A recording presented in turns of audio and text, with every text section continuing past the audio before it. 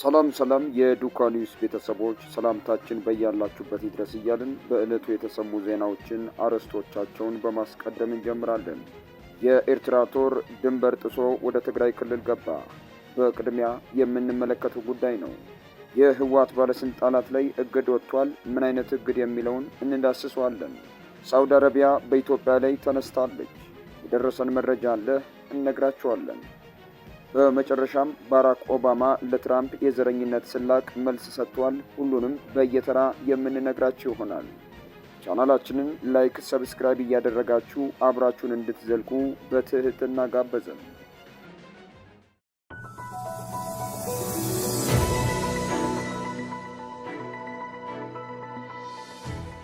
አንድ የኢትዮጵያ መከላከያ ሰራዊት ከፍተኛ አዛዥ ለአፍሪካ ሪፖርት እንደገለጹት የኤርትራ ሰራዊት ከድንበር አካባቢዎች ባለፈ ወደ ትግራይ ክልል ወሳኝና ስትራቴጂካዊ ስፍራዎች ላይ ሰፍሮ ይገኛል ሲሉ ከሰሞኑ ተናግረዋል። ከዚሁ ጋር ተያይዞ አርብ ሌሊት ከ7 ሰዓት ጀምሮ ከፍተኛ የኤርትራ ሰራዊት እንቅስቃሴ ሲያደርግ እንደነበር ታውቋል። በዚህም የኤርትራ ሰራዊት በክፍለ ጦር ደረጃ ወደ ተንቤን አቢአይዲ ከተማ የገባ ሲሆን የጦሩ የተወሰነ ክፍል በአቢአይዲ በሚገኘው ራስ አሉላ አባነጋ ትምህርት ቤት ውስጥ፣ ቀሪው ደግሞ በመምህራን ኮሌጅ አቅራባ ጉና ተብሎ በሚጠራው የትራንስ መጋዘን አካባቢ ሰፍሯል ተብሏል። በተጨማሪም መካናይዝድና ከባድ መሳሪያዎችን የታጠቀ ሌላኛው የጦር ክፍል ጪኔ ተብሎ በሚጠራው ስፍራ መመሸጉ ተገልጿል። በሌላ በኩል ህወሓት የካቲት 11 ቀን የሚከበረውን 51ኛ ዓመት የምስረታ በዓሉን አስመልክቶ ቅዳሜ ዕለት ባወጣው መግለጫ ለኢትዮጵያ ህዝብ ጥሪ አቅርበዋል። በመግለጫውም የፌዴራል መንግስቱ የትግራይን ህዝብ ዳግም ለማጥፋት የሚያደርገውን ወታደራዊ ዝግጅት እንድታወግዙ ይጠይቃል ብለዋል። ልጆቻችሁንም ዓላማ ቢስ ከሆነ ደም አፋሳሽ ጦርነት ልታድኑ ይገባል ሲል ገልጿል። በትግራይ ክልል የተለያዩ አካባቢዎች ትላንት እሁድ የካቲት 11ን በዓል አስመልክቶ ሰልፎች እየተካሄዱ ይገኛሉ። የፌዴራል መንግስት በዶክተር ደብረጽዮንና በሌሎች ከፍተኛ የህወሓት አመራሮች ላይ የባንክ እግድ ጣለ። በፌዴራል መንግስትና በትግራይ ኃይሎች መካከል ያለው ፖለቲካዊ እንዲሁም ወታደራዊ ውጥረት በተለያዩ ዘርፎች ተባብሶ በቀጠለበት በዚህ ወቅት የፍትህ ሚኒስቴር አዲስና ጠንከር ያለ እርምጃ ወስዷል። ሚኒስቴር መስሪያ ቤቱ ባለፈው ጥር 28 ቀን 2018 ለሁሉም የኢትዮጵያ ባንኮች በላከው ይፋዊ ደብዳቤ በ27 ከፍተኛ የህወሓት ፖለቲከኞች፣ ወታደራዊ ጄኔራሎችና የቤተሰቦቻቸው አባላት ላይ የባንክ ሂሳብ እግድ መጣሉን አስታውቋል። የተጻፈው ይህ ደብዳቤ ትልልቅ የፖለቲካና የወታደራዊ ሰዎችን ያካተተ ነው። ከፖለቲካው ዘርፍ የህወሓት ሊቀመንበር የሆኑት ዶክተር ደብረጽዮን ገብረ ሚካኤልን ጨምሮም የቀድሞው የደህንነት ሹም አቶ ጌታቸው አሰፋ፣ ዶክተር አብርሃም ተከስተ፣ ዶክተር አዲስ ዓለም ባሌማ፣ ወይዘሮ ፈትለወርቅ ገብረ እግዚአብሔርና አቶ አማኑኤል አሰፋ በዝርዝሩ ውስጥ ሰፍረዋል። በወታደራዊ ክንፍ ደግሞ ሜጀር ጀነራል ህንጻ ወልደ ጊዮርጊስ፣ ሜጀር ጀነራል ማአሾ በየነ፣ ሜጀር ጀነራል ዮሐንስ ወልደ ጊዮርጊስ፣ ብርጋዴር ጀነራል ምግበ ኃይለና ብርጋዴር ጀነራል አብርሃ ተስፋይ የዚህ እግድ ኢላማ ሆነዋል ተብለዋል። ሳውዲ አረቢያ የተባበሩት አረብ ኤሚሬትስ ለኢትዮጵያ የምትሰጠውን እርዳታ አቁሚ ማለቷ ተሰማ። የኤሚሬትስ መልስ እየተጠበቀ ይገኛል። በተባበሩት አረብ ኤሚሬትና በሳውዲ አረቢያ መካከል የተፈጠረውን ፍጥጫ ለማርገብ ግብጽ እየተንቀሳቀሰች መሆኑ ታውቋል። አልካባር የተሰኘው ጋዜጣ ትላንት ይዞት በወጣው ዘገባ እንዳመለከተው ከሆነ የግብፁ ፕሬዝዳንት አብዱላሂ አልፈታህ አልሲሲ በሁለቱ ሀገራት መካከል ሽምግልና መጀመራቸውን ገልጾ ሳውዲ አረቢያ የተባበሩት አረብ ኤሚሬትስ ለኢትዮጵያ የምታደርገውን ድጋፍ እንድታቋርጥ መጠየቋን ዘግቧል። እዚህም ሳውዲ አረቢያ በተለይ ኢትዮጵያ ከሶማሌላንድ ጋር ያላትን ግንኙነትና የባህር በር እንቅስቃሴን ኤሚሬትስን እንድትደግፍ መፈለጓን ጠቅሷል። ሳውዲ አረቢያ ኤሚሬትስ ለኢትዮጵያ የምታደርገውን ድጋፍ አቁማ ቀደም ብሎ በአረብ ሀገራት በኩል የተቀመጠውን መርህ መከተል አለባት የሚል ግፊት እያደረገች መሆኑ ተገልጿል። በመሆኑም ከቀናት በፊት የግብፁ ፕሬዝዳንት አልሲሲ ይህንኑ የሳውዲ አረቢያ መልእክት ይዘው ነበር ወደ አቡዳቢ ያቀኑት ተብሏል። በመጨረሻም የቀድሞ የአሜሪካ ፕሬዝዳንት ባራክ ኦባማ ፕሬዝዳንት ዶናልድ ትራምፕ በማህበራዊ ገጻቸው ለጥፈውት የነበረውን ዘረኛ ቪዲዮ በተመለከተ ቀጥተኛ ያልሆነ ምላሽ ሰጡ። ኦባማ በፖድካስት ላይ በሰጡት ቃለ ምልልስ የመንግስት ባለስልጣናት ቀድሞ የነበራቸውን ክብርና ሀፍረት አሁን ጠፍቷል ብለዋል። ትራምፕ የቀድሞ ፕሬዝዳንት ባራክ ኦባማና ቀዳማዊት እመቤት ሚሼል ኦባማን እንደ ዝንጀሮ አድርጎ የሚያሳይ ይዘት ያለውን ዘረኛ ቪዲዮ በማህበራዊ ሚዲያ ገጻቸው ላይ ከለጠፉ በኋላ ማጥፋታቸው ይታወሳል። ኦባማ ከፖድካስት አቅራቢው ብራያን ታይለር ጋር ባደረጉት ቆይታ ከተወያዩባቸው ነጥቦች መካከል አሁን በአሜሪካ ያለው የፖለቲካ ሁኔታ ይጠቀሳል። ትራምፕ በገጻቸው ለጥፈውት የነበረው ቪዲዮም አንድ ማሳያ ተደርጎ ቀርቧል።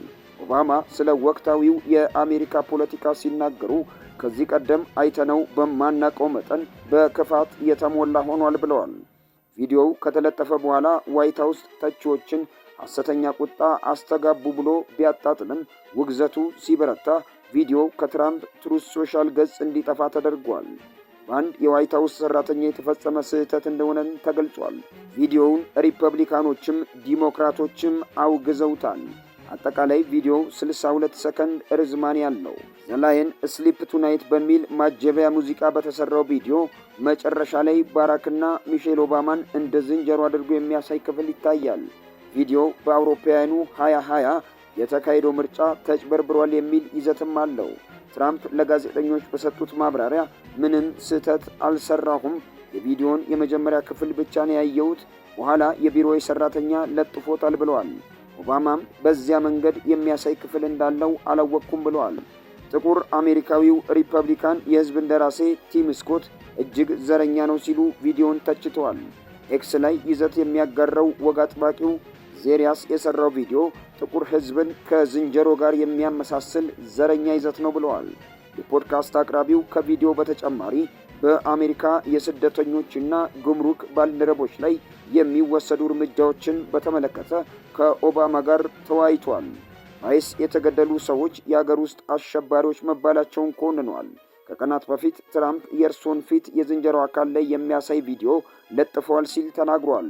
ኦባማም በምላሹ አብዛኞቹ አሜሪካውያን ይህ ድርጊት ረብሿቸዋል፣ ከዋነኛ ጉዳዮች ትኩረት የሚለውጥ ነው ብለዋል። ኦባማም በመላው አሜሪካ ሲዘዋወሩ የሚያገኟቸውን ሰዎች ጨዋ ሰው አክባሪና ደግ መሆናቸውን ጠቅሰው በማህበራዊ ሚዲያና በቴሌቪዥን የሚታየው ግን ሰርከስ ነው ብለዋል። የመንግስት ባለስልጣናት ሊኖራቸው የሚገባ ሀፍረት፣ አክብሮትና ቅድሚያ የሚሰጠው የመለየት አካሄድ አሁን ላይ ደብዛው ጠፍቷል ሲሉም ወቅታዊውን የአሜሪካ ሁኔታ ገልጸዋል። ኦባማ በቃለ ምልልሳቸው በሰላማዊ መንገድ አይስን የሚቃወሙ ሰዎችን አሞግሰዋል። ቤተ መጻሕፍታቸው በቀጣይ ዓመት ቺካጎ ውስጥ እንደሚከፈትም በመጨረሻ ጠቁመዋል። የዓለም የጤና ድርጅት WHO የተባበሩት መንግስታት ድርጅት ልዩ ኤጀንሲ የዓለም አቀፍ የሕዝብ ጤና ኃላፊነት ያለው ድርጅት ነው። የዓለም ጤና ድርጅት ይፋዊ ተልዕኮው ጤናንና ደህንነትን ማሳደግ ሲሆን በዓለም አቀፍ ደረጃ አቅመ ደካሞችን በመርዳት ላይ ያተኩራል። ለሀገሮች የቴክኒክ ድጋፍ ይሰጣል። ዓለም አቀፍ የጤና ደረጃዎችን ያወጣል። በዓለም አቀፍ የጤና ጉዳዮች ላይ መረጃ ይሰበስባል። ከጤና ጋር በተያያዙ የሳይንሳዊ ወይም የፖሊሲ ውይይቶች መድረክ ሆኖም ያገለግላል። ሰላም ሰላም፣ የዱካ ኒውስ ቤተሰቦች የከበረው ሰላምታችን በያላችሁበት ይድረሳችሁ እያልን ለዛሬ ለትንታኔ ወደ መረጥነው ጉዳይ ከማለፋችን በፊት ቻናላችንን ላይክና ሰብስክራይብ እያደረጋችሁ አብራችሁን እንድትቆዩ በአክብሮት ጋበዝን። ወደ ትንታኔው እናልፋለን።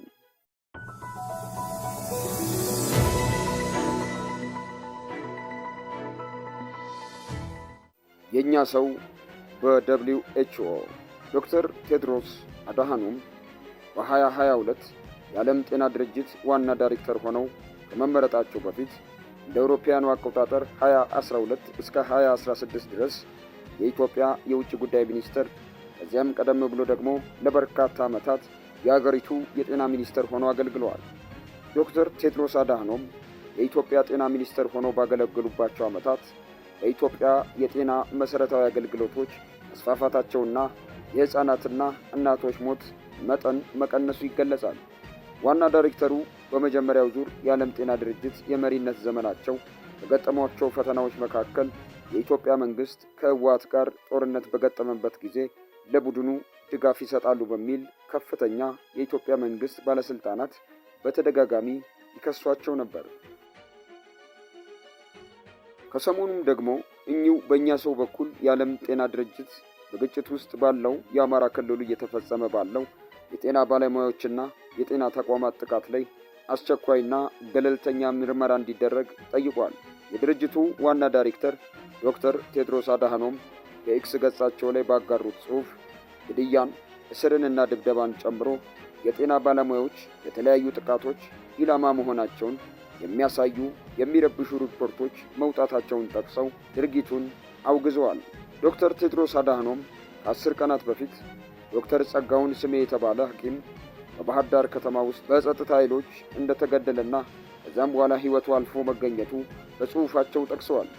ከዚህም ባሻገር በመንግስት የጸጥታ ኃይሎችና በታጣቂዎች መካከል እየተካሄደ ባለው ግጭት ሳቢያ ሆስፒታሎች ወድመዋል፣ የእርዳታ ሰራተኞችም ሕይወታቸውን አጥተዋል ብለዋል። በኢንተርኔት አገልግሎት መቋረጥ ምክንያት መረጃዎችን ለማግኘት አስቸጋሪ መሆኑን የጠቀሱት ዶክተር ቴድሮስ በተፈጠሩት ክስተቶች ላይ አስቸኳይና ገለልተኛ ምርመራ እንዲደረግ ጠይቀዋል። የጤና ተቋማትና የጤና ባለሙያዎች የጥቃት ኢላማ መሆን እንደማይገባቸው አጽንኦት ሰጥተዋል። መቋጫ ባልተገኘለት የክልሉ ግጭት የጤና ተቋማትና የትምህርት ቤቶችን ጨምሮ በርካታ የሲቪል መሠረተ ልማቶች መውደማቸው የተገለጸ ሲሆን የጤና ባለሙያዎች ሁለቱም ተፋላሚ ወገኖች የጥቃት ኢላማ መሆናቸውን የሚያሳዩ መረጃዎች ወጥተዋል። ባለፈው ዓመት የባህር ዳር ጥበበ ግዮን ስፔሻላይዝ ሆስፒታል የቀዶ ሕክምና አገልግሎት ኃላፊ ዋና ዶክተር የሆኑት አንዱዓለም ዳኜ ከሥራ ወደ ቤታቸው ሲመለሱ በታጣቂዎች መገደላቸው ይታወሳል። ዶክተር አንዱዓለም በባህር ዳር ዩኒቨርሲቲ ስር የሚገኘው ጥበበ ግዮን ስፔሻላይዝ ሆስፒታል የጉበት የቆሽትና የሐሞት ከረጢት ስፔሻሊስት ሐኪም ተመራማሪ እንዲሁም መምህር ነበሩ። ህዳር ወር ላይ በምዕራብ ጎንደር ዞን መተማ አጠቃላይ ሆስፒታል የአይን ሕክምና ነርስ የነበረው አቶ ዳንኤል ነጋ ታፍኖ ከተወሰደ በኋላ የተጠየቀው 3.5 ሚሊዮን ብር የማስለቀቂያ ገንዘብ ቢከፈልም መገደሉን የቤተሰብ አባላት ለቢቢሲ ተናግረዋል።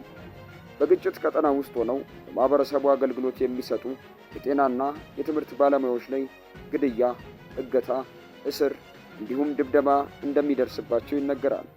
የፌዴራል መንግስት የክልሉን ጨምሮ ልዩ ኃይሎች ትጥቅ እንዲፈቱም የወሰደው እርምጃን ተከትሎ በፋኖ ታጣቂዎችና በመንግስት ኃይሎች መካከል ግጭት ከተቀሰቀሰ ከ2 ዓመት በላይ አስቆጥሯል። ግጭቱ በክልሉ የተለያዩ አካባቢዎች የተስፋፋ ሲሆን በበርካታ ዞኖችና ወረዳዎች ግጭቶች እየተካሄዱ ይገኛል። ምንም እንኳን በግጭቱ ሁለቱም ወገኖች ኪሳራ እያጋጠማቸው እንደሆነ ቢነገርም ሰላማዊ የክልሉ ነዋሪዎች ትልቅ ዋጋ እየከፈሉ እንደሆነ የሰብአዊ ድርጅቶች ሪፖርቶች አመላክተዋል። በክልሉ ለሚፈጸሙ ግድያዎችና የሰብአዊ ጥሰቶች ሁለቱም ወገኖች የሚከሰሱ ቢሆንም ብዙውን ጊዜ ያስተባብላሉ። በቅርቡ ቢቢሲ ባካሄደው ምርመራ ከሐምሌ 2015 እስከ ግንቦት 2017 ዓ.ም ድረስ 8 ዓመት እስከ 65 ዓመት ዕድሜ ያላቸው በሺዎች የሚቆጠሩ ሰዎች አስገድዶ መደፈር ጥቃት እንደደረሰባቸው ተመላክቷል።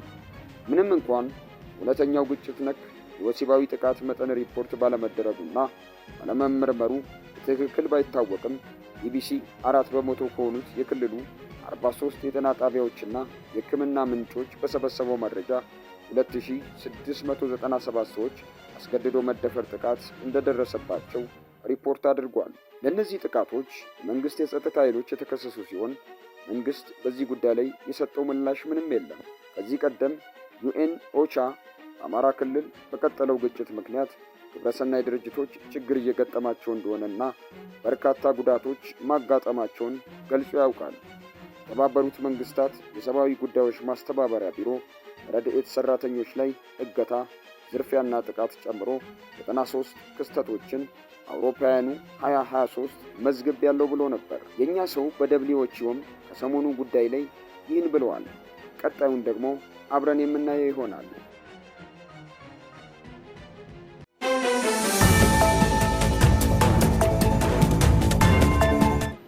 ሰላም የዱካ ኒውስ ቤተሰቦች ሰላምታችን በያላችሁበት ይድረስ እያልን በዕለቱ የተሰሙ ዜናዎችን አርዕስቶቻቸውን በማስቀደም እንጀምራለን። መከላከያ የዳግም ዘመቻ ጥሪ አድርጓል። ሙሉ መረጃውን እናደርሳችኋለን። በሙሽራው ላይ ዘግናኝ ግድያ የፈጸመው ሚዜ በእስራት ተቀጣ፣ እንዳስሰዋለን። በአዲስ አበባ ከተማ ካለፉት ዓመታት በበለጠ ሁኔታ ቅጽበታዊ ጎርፍ ሊያጋጥም ይችላል ተባለ። እንዴት? እናየዋለን። በመጨረሻም የመሐመድ ቢን ዛይድ እና የኤርዶሃን መገናኘት ቀጠሮ ተሰርዟል። ሁሉንም በየተራ እንነግራችኋለን። ቻናላችንን ላይክ፣ ሰብስክራይብ እያደረጋችሁ አብራችሁን እንድትቆዩ በትህትና ጋበዝን።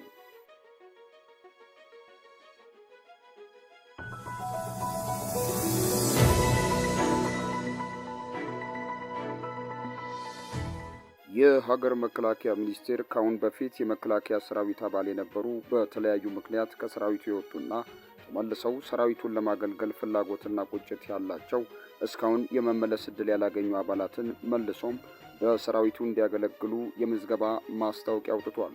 ምዝገባው በሁሉም የምዝገባ ጣቢያዎች እየተከናወነ ይገኛል ተብሏል። ኢትዮጵያ በተለይም ከኤርትራ ጋር ያለው ሁኔታ ወደ ጦርነት ሊያመራ እንደሚችል በርካቶች ስጋታቸውን እየገለጹ ሲሆን ኤርትራ በድንበር አካባቢ ምሽግ ከመቆፈር ጀምሮ በተለይ ከየካቲት 6 2018 ዓ.ም ጀምሮ በርካታ የሜካናይዝድ ጦርና እግረኛ ሰራዊቷን እያንቀሳቀሰች ትገኛለች ተብሏል። መከላከያ ሚኒስቴር የታወጀውን ዳግም የዘመቻ ጥሪውም ከወቅታዊ ስጋት ጋር የተያያዘ ቅድመ ዝግጅት እንደሆነ የመረጃ ምንጮች አመላክተዋል።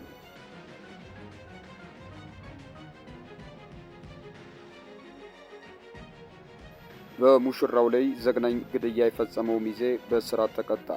ማዕከላዊ ትግራይ ዞን አገላ ወረዳ ከ2 ዓመት በፊት በጓደኛው ላይ አሰቃቂ የግድያ ወንጀል የፈጸመው ተከሳሽ በ5 ዓመት ጽኑ እስራት መቀጣቱ ተገልጿል። ተከሳሽ አወት ገብረ መስቀል በሚያዝያ ወር 2016 ዓ.ም በአገላ ወረዳ ሆያ ጣቢያ ነዋሪ በነበረው ምችዊ ገብረ መድን ላይ ግድያ መፈጸሙ በማስረጃ መረጋገጡ የማዕከላዊ ዞን ፖሊስ ጽሕፈት ቤት አስታውቋል። በወቅቱ ማቹ ምችዊ ገብረ መድን የሰርግ ስነ ስርዓቱን አከናውኖ ከባለቤቱ ጋር በቤት ውስጥ በነበረበት ሌሊት ተከሳሹ በስተጀርባው ባለ በር በማንኳኳት ሙሽራውን ለይቶ ወደ ውጭ ካስወጣው በኋላ በቢላዋ ወቅቶ ገደል ውስጥ በመጣል ሕይወቱ እንዲያልፍ አድርጓል። ወንጀሉ ከተፈጸመ በኋላ ለ2 ዓመታት ያህል በሚስጥር ተይዞ የቆየ ቢሆንም የወረዳው ፖሊስና አስተዳደር እንዲሁም የዞኑ ፖሊስ አቃቢ ሕግ በቅንጅት ባደረጉት ረጅም ጊዜ የወሰደ ምርመራ ወንጀለኛው ሊለይ ችሏል። የምርመራ ሂደቱ በተለያዩ መረጃዎችና የሰው ምስክሮች ተደግፎ የቀረበ መሆኑን ፖሊስ ገልጿል። ጉዳዩን ሲመለከት የቆየው የማዕከላዊ ዞን ከፍተኛ ፍርድ ቤት የእንጮ ምድብ ችሎት የካቲት 5 ቀን 2018 ዓ.ም በዋለው ችሎት ተከሳሽ አመት ገብረ መስቀል በፈጸመው ግፍ የተሞላበት ግድያ ጥፋተኛ ሆኖ በመገኘቱ የ25 ዓመት ጽኑ እስራት እንዲቀጣ ተወስኖበታል።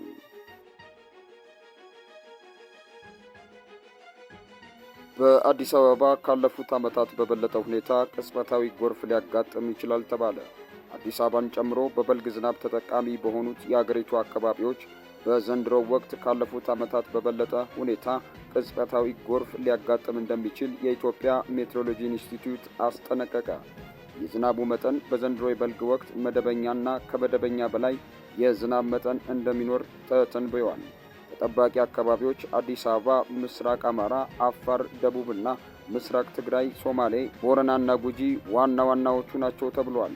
የስጋት ደረጃውንም በሚመለከት የቀረበው መግለጫ የትንበያ ዘርፍ ምክትል ዋና ዳይሬክተር ዶክተር አሳምነው ተሾመ እንደገለጹት የሚኖረው ከፍተኛ የዝናብ መጠን በአዲስ አበባና መሰል የከተማ አካባቢዎች ድንገተኛና አደገኛ ጎርፍ ሊያስከትል ይችላል ተብሏል።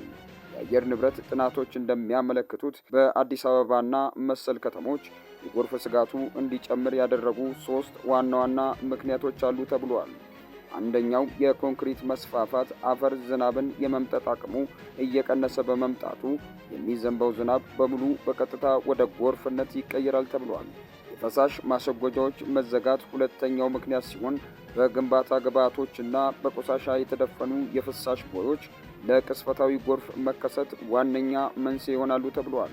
በሶስተኛነት የተቀመጠው ምክንያት ደግሞ የወንዞች ሙላት ከአቃቂ እስከ ቀራኒዮ ያሉ የአዲስ አበባ ወንዞች የተፋሰስ መጠን ከዝናቡ ግዝፈት ጋር ተዳምሮ በአቅራቢያው ባሉ ነዋሪዎች ላይ ከፍተኛ አደጋ ሊያደርስ ይችላል ተብሏል።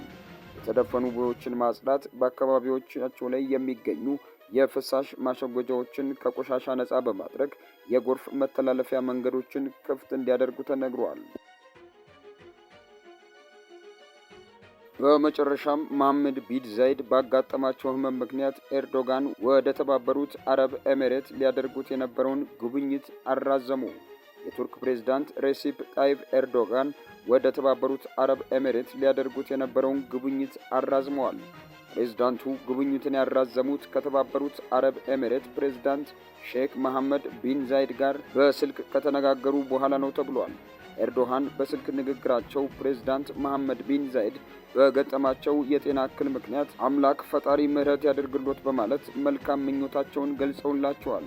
በውይይታቸው ወቅት ቱርክ ከተባበሩት አረብ ኤሚሬት ጋር ያላትን ግንኙነትና ለሀገሪቱ መሪዎች ደህንነት የምትሰጠውን ትልቅ ቦታ በድጋሚ አረጋግጠዋል ተብሏል። ኤርዶሃን ቢን ዛይድ በመታመማቸው ምክንያት በዛሬው ዕለት ወደ አቡዳቢ ሊያደርጉ የነበረውን ጉብኝት ለማራዘም ወስነዋል። የቱርክ ባለስልጣናት እንደገለጹት ከሆነ የቢን ዛይድ ጤነኝነት ሲሻሻል ጉብኝቱ ለሁለቱም ወገኖች አመቺ በሆነ በሌላ ጊዜ ይካሄዳል ተብሏል። የዚህ ጉዞ መራዘም የተሰማው ኤርዶሃን ሰፋ ያለ ዲፕሎማሲያዊ ጉብኝት ለማድረግ ወደ ኢትዮጵያም ይጓዛሉ ተብሎ በሚጠበቅበት ወቅት ነው። የቱርክ ኮሚኒኬሽን ቢሮ እንደገለጸው ኤርዶሃን በጠቅላይ ሚኒስትር አብይ አህመድ ግብዣ ወደ አዲስ አበባ ለመምጣት ፕሮግራም ይዘዋል ተብሏል። በጉብኝታቸው ወቅት ድርድራቸው ተጠናቆ ዝግጁ የሆኑ በርካታ ስምምነቶችና ሰነዶች ይፈራረማሉ ተብሎ እንደሚጠበቅ የኮሚኒኬሽን ቢሮ መረጃ ያመለክታል።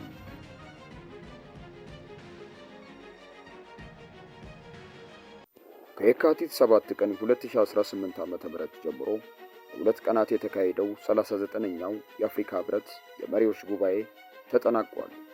ጉባኤው የተካሄደው በሱዳንና በኮንጎ ዲሞክራቲክ ሪፐብሊክ እንዲሁም በሌሎች አካባቢዎች የሚካሄዱ ግጭቶች ዘላቂ መፍትሄ ሳያገኙ በቀጠሉበት ወቅት ነው።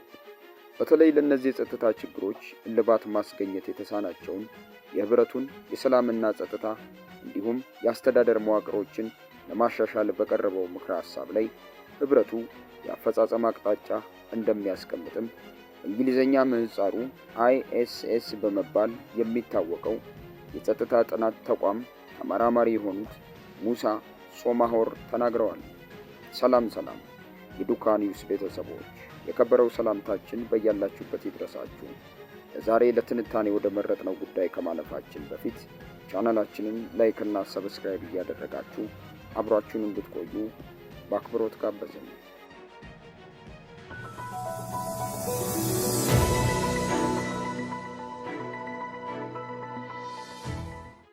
የጣሊያኗ መሪ የጀርባ ታሪክ። በ39ኛው የአፍሪካ ህብረት ጉባኤ ላይ የቀረቡት ምክረ ሐሳቦች የሚተገብሩ የተለያዩ ግብረ ኃይሎች ሊቋቋሙ ይችላሉ። የአፍሪካ ህብረት የሰላምና ጸጥታ መዋቅር፣ የአስተዳደር መዋቅር በሚዋሃዱበት ሁኔታ ላይ እቅድ የሚያቀርብ ሌላ ልዩ ግብረ ኃይል ሊቋቋም ይችላል። ጉባኤው በሁለት ቀናት ቆይታው የአፍሪካ ህብረት ኮሚሽን፣ የሰላምና ጸጥታ ምክር ቤት በሀገሪቱ ባለው የሰላምና ጸጥታ ሁኔታ ላይ ባቀረበው ሪፖርት ላይም መክሯል። ከዋና ጉባኤው በተጨማሪ እነዚሁ የሀገሪቱ የጸጥታ ጉዳዮች ላይ ያተኮሩ የጎንዮሽ ውይይቶች መካሄዳቸውንም የአፍሪካ ህብረት ኮሚሽን ሊቀመንበር መሐመድ አሊ ዩሱፍ ለጋዜጠኞች ተናግረዋል። ከዚህ ጉባኤ ጎን ለጎን የተካሄደው የአፍሪካ ጣሊያን ምክክር አዲስ አበባ የነበሩት የጣሊያኗ የመጀመሪያዋ ሴት ጠቅላይ ሚኒስትር ጆርጂያ ሜሎኒ በፖለቲካው መድረክ የብረት ግድግዳ እየተባሉ ቢጠሩም የግል ህይወታቸው ግን እንደ ማንኛውም ሰው በደስታና በፈተናዎች የተሞላ ነው። በተለይ በቅርቡ ከረጅም ጊዜ የትዳር አጋራቸው ጋር የገቡበት አነጋጋሪ መለያየት ለዓለም አቀፍ የሾቢዝ መገናኛ ብዙሃን ትልቅ አጀንዳ ሆኖ ሰንብቷል። ጆርጂያ ሜሎኒ ከጋዜጠኛ አንድሪያ ጃምብሩኖ ጋር ለ10 ዓመታት ያህል አብረው ኖረዋል። ምንም እንኳን ሜሎኒ የቤተሰብ እሴቶች ተከራካሪና ወግ አጥባቂ ፖለቲከኛ ቢሆኑም እሳቸውና ጃምብሩኖ ሃይማኖታዊ ስርዓት ሳይጋቡ ወይም ደግሞ ሳይቆርቡ አብረው መኖራቸውና የልጃቸው ጂኔቭራ ወላጆች መሆናቸው በጣሊያን ሚዲያዎች ዘንድ ዘወትር የሚነሳ ጉዳይ ነበር። አንድሪያ ጃምብሩኖ በጣሊያን የሚዲያ ኢንዱስትሪ ውስጥ ስም ያለው ጋዜጠኛ ቢሆንም ከሜሎኒ የስልጣን እድገት ጋር ተያይዞ ግን የግል ህይወታቸው ይበልጥ በብርጭቆ ቤት ውስጥ ያለ እንዲሆን አድርጎታል። እንደ ኢሮፓውያኑ አቆጣጠር በጥቅምት 2023 የሜሎኒና የጃምብሩኖ የፍቅር ታሪክ ባልተጠበቀ መልኩ ማክተሙ ተሰማ። መለያየቱ የመጣው ጃምብሩኖ ስትሪሺያ ለኖቴዚያ በተሰኘ የቴሌቪዥን ፕሮግራም ላይ ከሥራ ባልደረቦቹ ጋር የጾታ ስሜት ቀስቃሽና አላስፈላጊ ንግግሮችን ሲያደርግ የሚያሳዩ የተቀረጹ ድምጾች ይፋ መደረጋቸውን ተከትሎ ነው። ሜሎኒ ይህ መረጃ በወጣ በማግስቱ አንዳችም ማመንታት ሳይታይባቸው በፌስቡክ ገጻቸው ላይ ከአንድሪያ ጃምብሩኖ ጋር የነበረኝ የ10 ዓመት ግንኙነት እዚህ ላይ አብቅቷል በማለት የግል ኑሯቸውን ለሕዝብ ይፋ አደረጉ። ከመለያየቱ በኋላ ሜሎኒ ለልጃቸው ጄኔቭራ ያላቸውን ጥበቃና ፍቅር ይበልጥ አጠናክረዋል። ጠቅላይ ሚኒስትሯ የግል ሕይወታቸው ለሥራቸው መሰናክል እንዳይሆን ባሳዩት ብርታት የብዙዎች አድናቆትን አትርፈዋል። በቅርቡ በተለያዩ ዝግጅቶች ላይ ሲታዩ በራስ የመተማመን ስሜታቸው የላቀና ሙሉ ትኩረታቸው በሀገር መሪነት ሥራቸው ላይ ያደረጉ ይመስላል።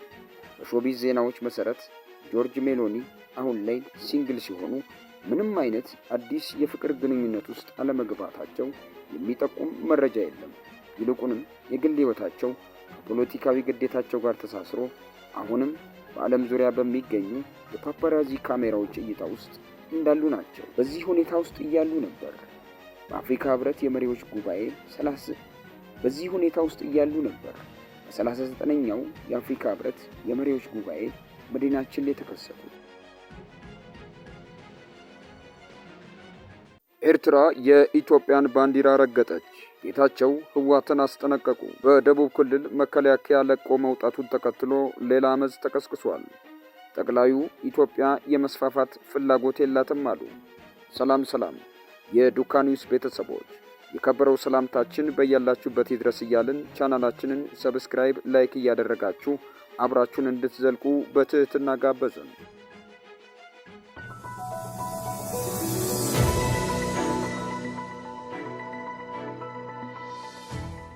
ሻዕቢያ የኢትዮጵያን ባንዲራ ረገጠ።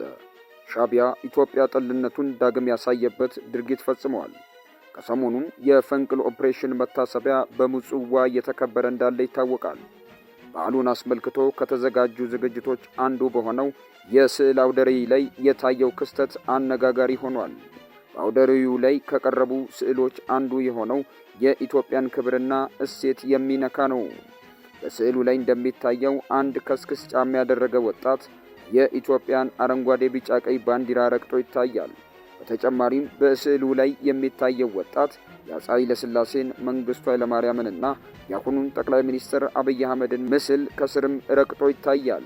ይህ በሻዕቢያ ድረገጽ ላይ የተለቀቀው የስዕሉ ፎቶግራፍ እያነጋገረ ሲሆን የሻዕቢያን ኢትዮጵያን ጠልነት ከሚያሳዩ ድርጊቶች አንዱ እንደሆነ ተመዝግቧል። ለዚህም የሻዕቢያ አገዛዝ ድርጊት ከኢትዮጵያ መንግስት በኩል እስካሁን የተሰጠ ምላሽ የለም። መከላከያ ተኩስ እንዲያቆም ለኤምባሲዎች ደውለው ነበር። ጌታቸው ረዳ አቶ ጌታቸው ረዳ ከቲቢኤስ ቴሌቪዥን ጋር ባደረጉት ቆይታ የትግራይ ወጣቶች የጦርነት ስህተት አካል እንዳይሆኑና ውጤት በሌለው ግጭት ውስጥ እንዳይሳተፉ ጥሪ አቅርበዋል። በዶክተር ደብረጽዮን ገብረ ሚካኤል ለሚመራው የህወሓት ቡድን ባለስልጣን እንደ ኦክሲጅን ያሉት አቶ ጌታቸው የአሁኑ አመራር ለህዝቡም ሆነ ለጊዜያዊ አስተዳደሩ ፕሬዝዳንት ምህረት እንደሌለው ገልጸዋል። ከሌተናል ጀነራል ታደሰ ወረደ ይልቅ እሳቸው ትግራይን በተሻለ ሁኔታ መምራታቸውን የገለጹት አቶ ጌታቸው ረዳ በኃላፊነት ዘመናቸው በርካታ ሰንሰለቶችና ወጥመዶችን መበጣጠስ መቻላቸውን ጠቁመው ጀነራል ታደሰ ግን ያከናወኑት አንዳችም የለውጥ ሥራ ለመኖሩን ተችተዋል። በተጨማሪም አቶ ጌታቸው ከሳምንት በፊት በጸለምት አካባቢ የተከሰተውን ግጭት በማንሳት የትግራይ ታጣቂዎች መግባት ወደ ሌለባቸው ቦታዎች ኃይል ለማስገባት መሞከራቸውን ገልጸዋል። የሀገር መከላከያ ሰራዊት አትገቡም በማለቱ ለሰዓታት የዘለቀ ክርክር መደረጉንና ታጣቂዎቹ ጥሰው ለመግባት ሲሞክሩ ግጭቱ መከሰቱን አስረድተዋል። ተኩስ ከተከፈተ በኋላም መከላከያ ሰራዊት እንዲያቆም አዲስ አበባ ለሚገኙ የውጭ ሀገራት አምባሳደሮች በመደወል ድጋፍ ለማግኘት ቢሞከርም ሳይሳካ መቅረቱን ጌታቸው ረዳ ይፋ አድርገዋል። በደቡብ ኢትዮጵያ ክልል ከዚህ ቀደም የጸጥታ መደፍረስ ከነበረባቸው ከጋሞና ጋዱላ ዞኖች የመከላከያ ሰራዊት ለቆ መውጣቱን ተከትሎ በስፍራዎቹ አለመረጋጋት መከሰቱን የአካባቢው ነዋሪዎች ለኢትዮጵያ ኢንሳይደር ተናገሩ።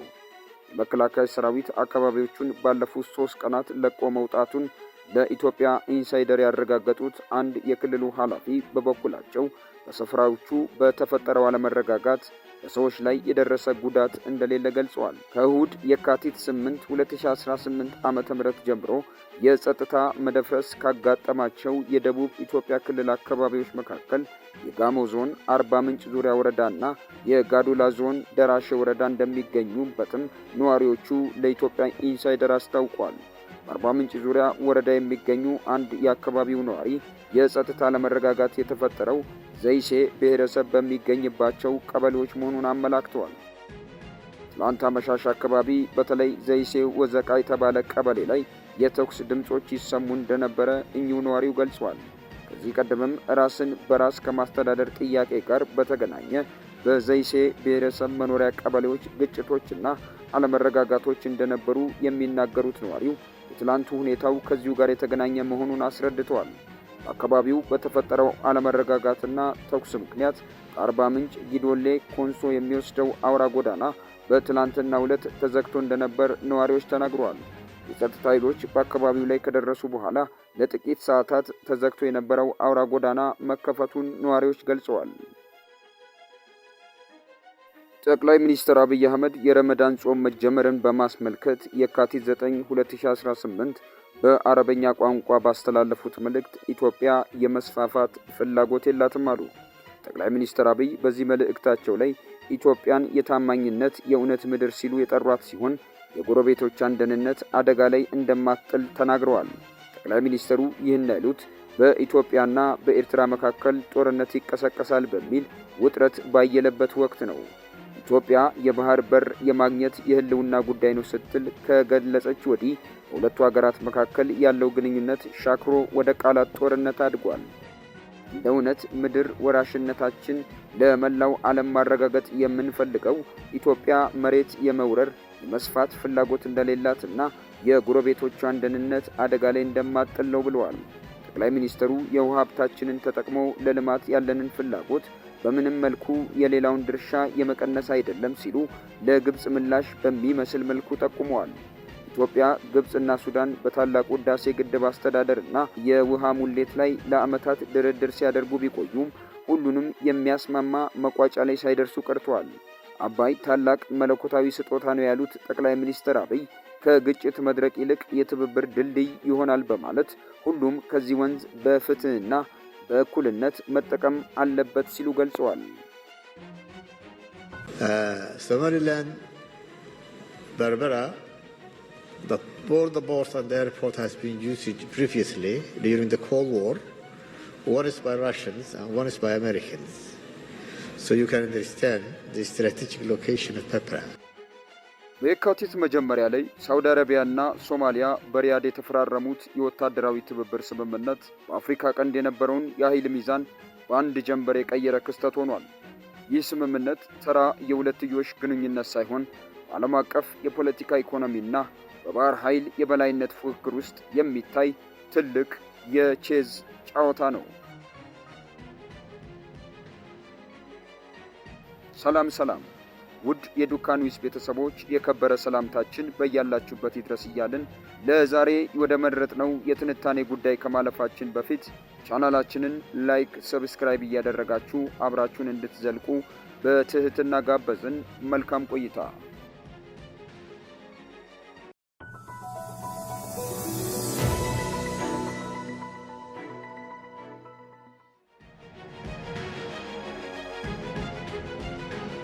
የቀይ ባህር የቼዝ ጨዋታ ከፖለቲካ ሳይንስ ጽንሰ ሐሳብ አንጻር ሳውዲ አረቢያ የምትከተለው ኦፌንሲቭ ሪያሊዝም የተሰኘውን ስልት ነው።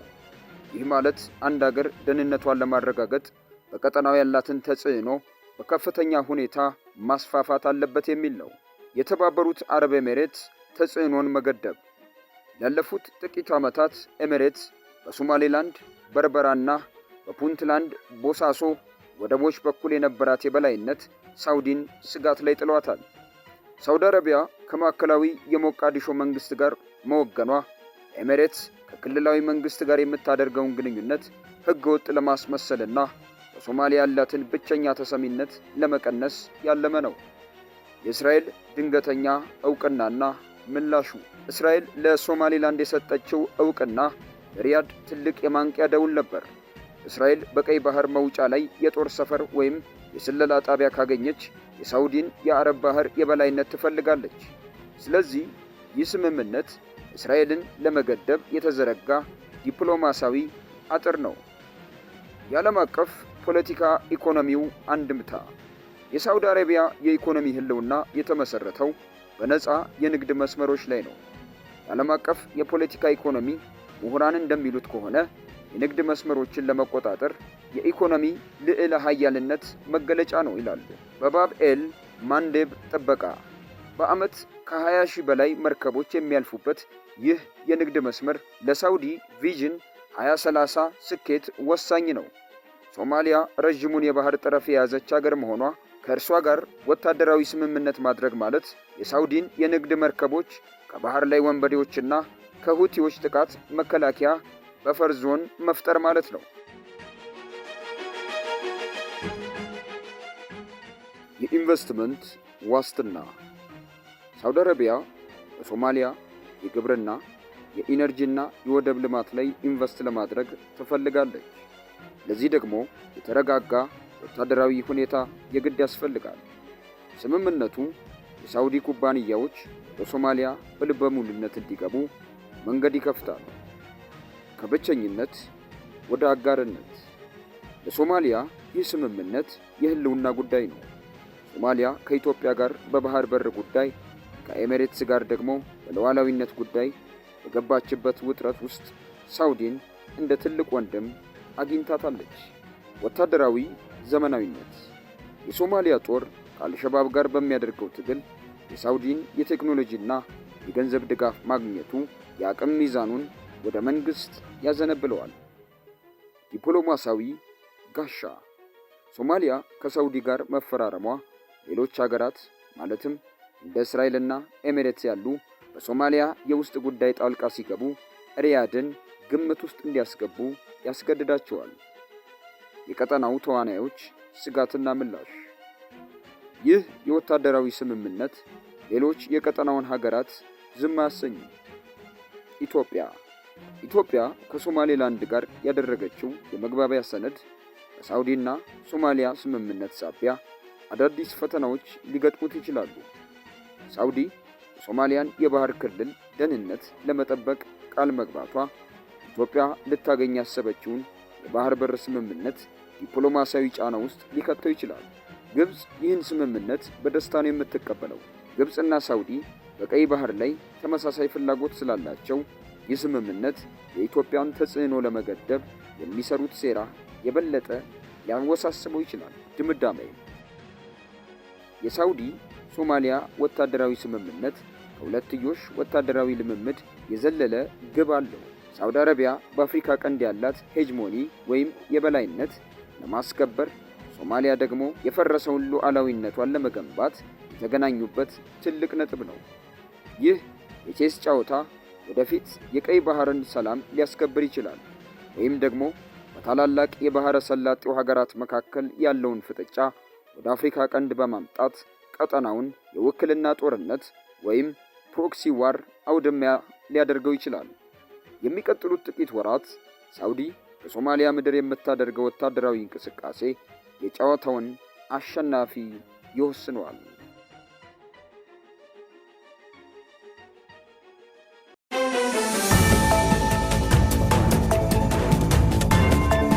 በህወሓትና በፌዴራል መንግስቱ በኩል ዳግም ግጭት ሊቀሰቀስ ጫፍ ደርሷል ሲሉ የአላማጣ ከተማ ነዋሪዎች ተናገሩ።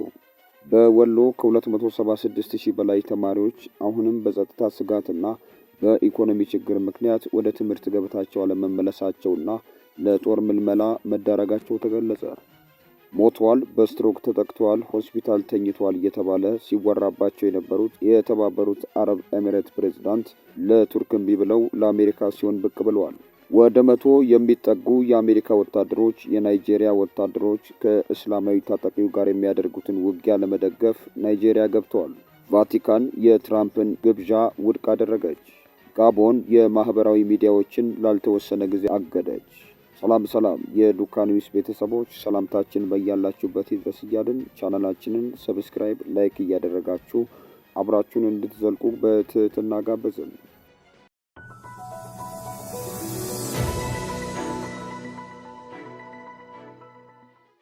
በህወሓትና በፌዴራል መንግስቱ መካከል ዳግም ግጭት ሊቀሰቀስ ጫፍ ደርሷል ሲሉ የአላማጣ ከተማ ነዋሪዎች ተናገሩ።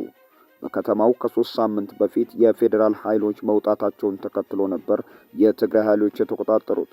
በአካባቢው የወጣቶች የግዳጅ አፈሳ እንዳለ የገለጹት የአላማጣ ከተማ ነዋሪዎች የሸቀጦች ዋጋ በከፍተኛ ሁኔታ መጨመሩን ተናግረዋል። በትግራይ ክልል ዳግም ጦርነት ሊቀሰቀስ ይችላል የሚል ስጋት እንዳለባቸው በአላማጣና ሌሎች የራያ አካባቢ የሚኖሩ አስተያየት ሰጪዎች እንደተናገሩት ከሆነ ከዚህ ቀደም የሰሜኑ ጦርነት በፕሪቶሪያው የሰላም ስምምነት መሰረት በይፋ ቢቆምም አሁን ላይ ግን የሚታዩ አንዳንድ እንቅስቃሴዎች ጦርነት ዳግም ስለመጀመሩ ፍንጭ ሰጪዎች ናቸው ብለዋል። በደቡብ ወሎ ዞን በጦርነት ምክንያት ተዘግተው የነበሩ 464 ትምህርት ቤቶች በሀገር ሽማግሌዎች ጥረት ዳግም ቢከፈቱም ከ276,000 በላይ ተማሪዎች አሁንም በጸጥታ ስጋትና በኢኮኖሚ ችግር ምክንያት ወደ ትምህርት ገበታቸው አለመመለሳቸው ተገለጸ። በ2017 ዓመተ ምህረት የትምህርት ዘመን 464 ትምህርት ቤቶች ሙሉ በሙሉ በጦርነት ምክንያት በአማራ ክልል በደቡብ ወሎ ዞን ከመማር ማስተማር ሂደቱ ውጭ ሆነው ተማሪዎችን፣ መምህራንን በቤታቸው ነበሩ። ዘንድሮ የዞኑ ትምህርት መምሪያ ከሀገር ሽማግሌዎች ጋርና ከተለያዩ አካላት ጋር በመነጋገር ትምህርት ቤቶች ተማሪዎችን በዘንድሮ የትምህርት ዘመን እንዲቀበሉ ቢያደርጉም አሁንም ግን 270,000 በላይ ተማሪዎች በትምህርት ገበታቸው ያልተገኙ መሆኑ ተገልጿል። ለአብነትም 32,000 ተማሪዎችን ተቀብሎ ሲያስተምር የነበረው የአምባሰል ወረዳ የትምህርት ጽሕፈት ቤትም ዘንድሮ 12,706 ተማሪዎችን ብቻ ነው መዝግቦ ማስተማር የቻለው ሲሉ አቶ ሰይድ መሐመድ የአምባሰል ወረዳ ትምህርት ጽሕፈት ቤት ምክትል ኃላፊ ይናገራሉ። በቅድመ ደረጃ የነበረው ከአንደኛ እስከ 7ኛ ክፍል ያለው 32,266 ተማሪ ነበር የመዘገብ ነው ሲሉ የገለጹ ሲሆን አሁን ግን 12,706 ብቻ ነው ብለዋል። 35 በመቶ ከዚህ የሚበልጥ አይደለም ሲሉ ተናግረዋል።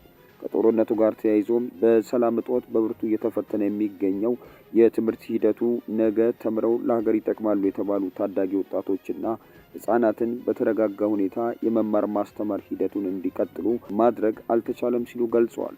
አካባቢው ስለሚታወቅ የጸጥታው ሁኔታው በአካባቢው ላይ ያለው የሰላም እጦት ምክንያት ነው ብለዋል። አስተማሪውም ተማሪውም እንደፈለገ ለመውጣት ግጭቱ ምክንያት ነው ሲሉ ገልጸዋል። ከዚያም የኑሮ ሁኔታ አስቸጋሪ ነው፣ ተማሪዎች ምገባ የላቸውም፣ አቋራጭ ተማሪዎችንም እዚያ አታገኛቸውም፣ ወደ ስደት የሚሄድ አለ። በዚህ ምክንያት በሚፈለገው ልክ የተማሪ ቁጥር ማግኘት አልቻልም ብለዋል። በኢትዮጵያ የጸጥታ ችግሩ ጎልቶ በሚታይባቸው እንደ ወግዲ ባሉ ወረዳዎች ላይ የሁለተኛ ደረጃ ትምህርት ቤት ተማሪዎች ወደ ትምህርት ቤት ለምዝገባ መምጣት ውስንነት አለበት ተብሏል። የጸጥታ ሁኔታው ተማሪዎችን ወደ ትምህርት ቤት መጥተው እንዳይማሩ አድርጓቸዋል ተብሏል። በዚያ ላይም ከ7ኛ ክፍል በላይ ላሉ ወንድ ተማሪዎች ሁኔታው አስቸጋሪ መሆኑን ነው አቶ ሙህያ አደም የወግዲ ወረዳ ትምህርት ጽሕፈት ቤት ኃላፊ የተናገሩት። የጸጥታ ስጋት ያለባቸው አካባቢዎች ላይ በተለይ የመካከለኛ ደረጃ የሚባለው ከ7ኛ እስከ 8ኛ ክፍል ተማሪዎች የአቋራጭ መጠን እዚያ ላይ ነው ስጋት ያለው ሲሉ ገልጸዋል። ከዚያ ባለፈም ጦርነቱ ደግሞ ወንድ ተማሪዎች ከ7ኛ ክፍል እስከ 8ኛ ክፍል ተዋጊ ኃይሉ የመመልመል ፍላጎት ስለነበረው በዛ ምክንያት የተወሰኑ ተማሪዎች ሳያቋርጡ እንዳልቀሩም ተናግረዋል። ሞተዋል፣ በስትሮክ ተጠቅተው ሆስፒታል ተኝተው እየተባለ ሲወራባቸው የነበሩት የተባበሩት አረብ ኤሚሬት ፕሬዝዳንት ለቱርክ እምቢ ብለው ለአሜሪካን ሲሆን ብቅ ብለዋል።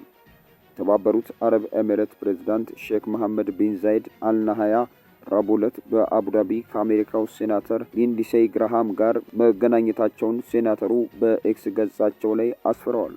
ሴናተሩ በዚሁ መልእክታቸው ስለ ሀገሪቱ እና ስለ ሀገሪቱ መሪ የተሰራጩ ያሉትን የሐሰት መረጃዎችን ተችተዋል። በሳምንቱ መጀመሪያ ላይ የቱርኩ ፕሬዝዳንት ጣይብ ኤርዶሃን ወደ አቡዳቢ ሊያደርጉት የነበረው ጉብኝት ማራዘማቸውን ተከትሎ ስለ ሼክ መሐመድ የጤና ሁኔታ በማህበራዊ ሚዲያ ላይ የሚነገሩ ወሬዎች ተበራክተው ነበር። የኤርዶሃን ቢሮም የኤሚሬት መሪ የጤና ችግር እንደገጠማቸው የሚገልጽ ጽሑፍ በኤክስ ገጹ ላይ ካወጣ በኋላ መልሶ አጥፍቶታል። ከዚህ በተጨማሪም ዛይድ አልናሃያ በስትሮክ እንደተጠቁ ከዚህ ዓለም በሞት እንደተለዩ ጭምር ሲናፈስ ነበር።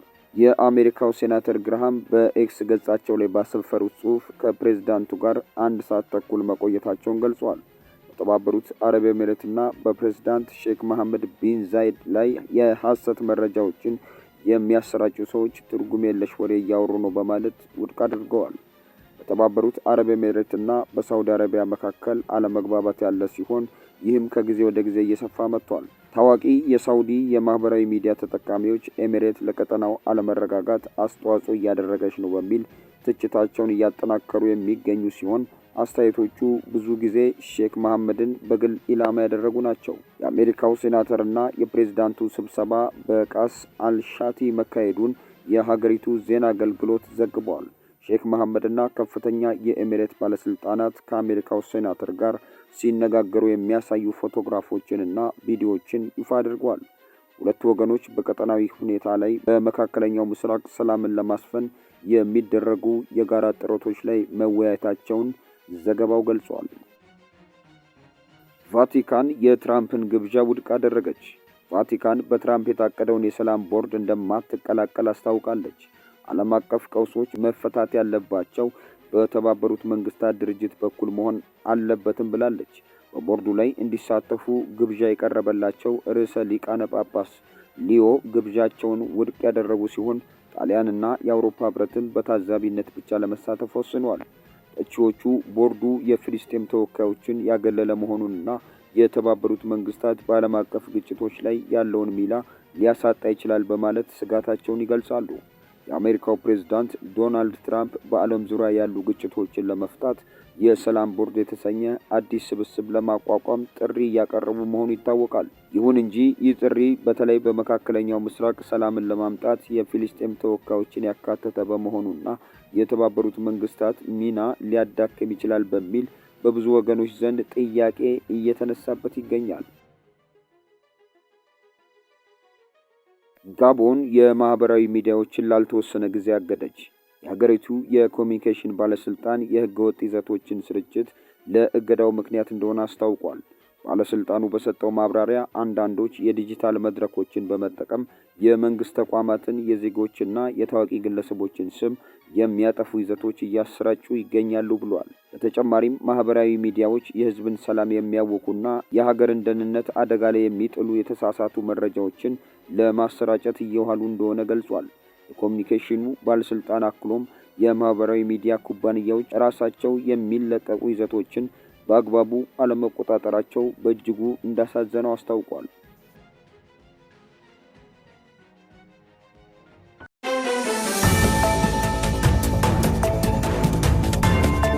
ሃምሳ 57 የትግራይ ቀበሌዎች በኤርትራ ወታደሮች ተያዙ።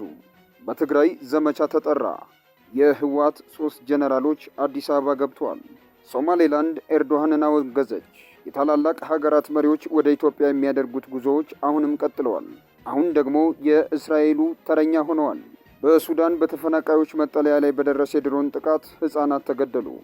ሰላም የዱካ ኒውስ ቤተሰቦች ሰላምታችን በያላችሁበት ይድረስ እያልን ቻናላችንን ሰብስክራይብ፣ ላይክ እያደረጋችሁ አብራችሁን እንድትዘልቁ በትህትና ጋበዝን።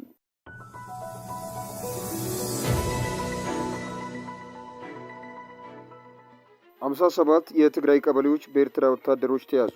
በትግራይ ክልል ውጥረቱ ቀጥሏል። ዛሬ ዳግም በየከተማው ሻዕቢያ ገብቷል የሚል ነጋሪት ከፍ ብሎ እየተጎሰመ ነው። ህዝቡ ጦርነት ይከፈታል ብሎ በከፍተኛ ስጋት ውስጥ ይገኛል። በትግራይ ክልል የሚንቀሳቀሱ 2 የፖለቲካ ፓርቲዎች የኤርትራ ወታደሮች ወደ ትግራይ ክልል መጠጋታቸውን ገልጸው ህዝቡ ስጋት እንዳንዣበበበት አክለዋል። የትንሣኤ ስርዓት ቃንጪ ፓርቲ በሰጠው ቃል መሰረት እያየነው እየሰማነው ነው፣ እኛም ህዝቡም የችግሩ ተጋፋጭ ነን ሲል የኤርትራ ሰራዊት ወደ ትግራይ መጠጋቱን አስመልክቶ ተናግረዋል። ጽምዶ የሚሉት ማለትም ህወሓት፣ ፋኖ፣ ኤርትራን ያካተተው ኃይል በሶስተኛ ወገን እየተመራ መሆኑን እንደሚያምን ጠቅሶ ክልሉ በጽምዶ እየተረበሸ እንዳለ እንደተገነዘበ ገልጿል። በኤርትራ መንግስት የተያዙ 57 የትግራይ ቀበሌዎች አሉ ሲልም አክሏል። ጽምዶ የትግራይ ህዝብ ተነስ ተከላከል እያለ መሆኑን ጠቅሷል።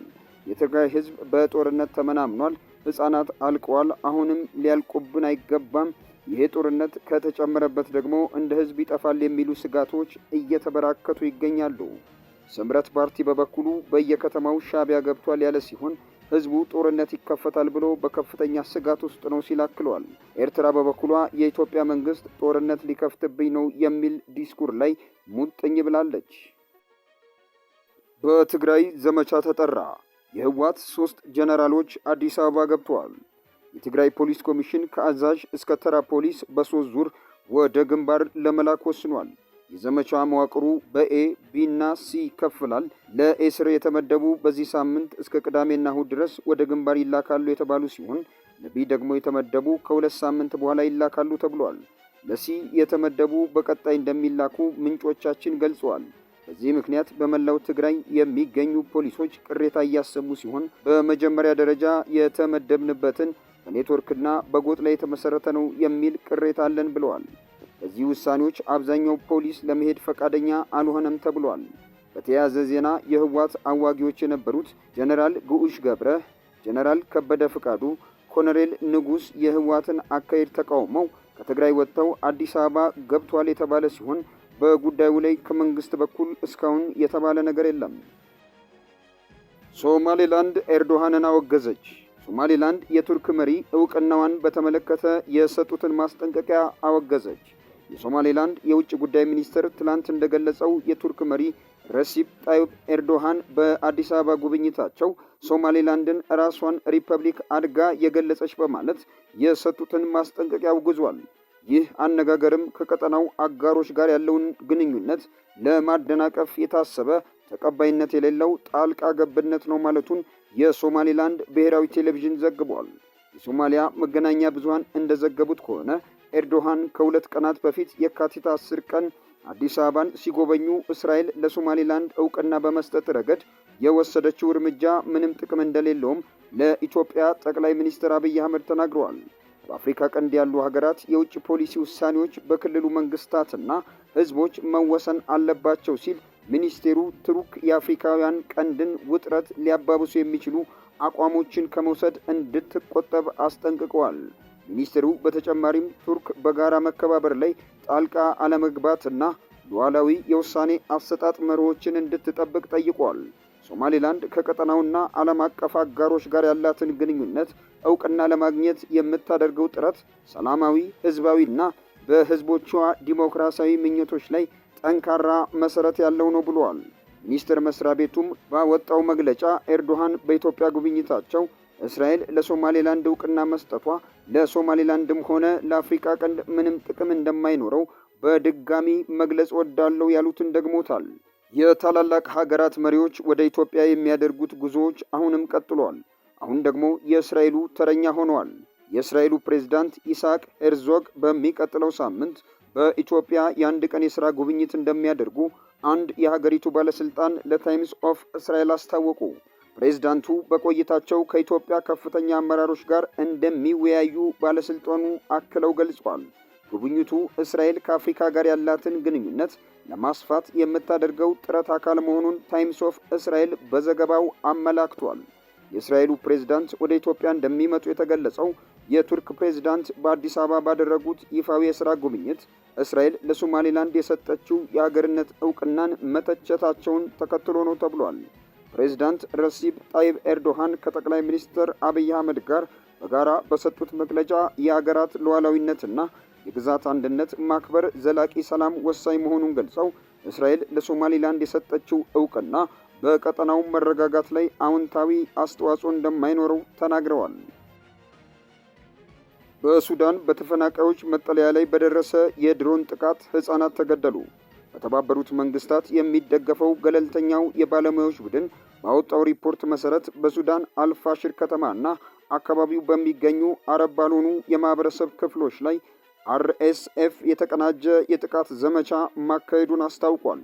የዚህ ጥቃት መለያ ባህሪያትም ድርጊቱ የዘር ማጥፋት ወንጀል መሆኑን አመላክቷል።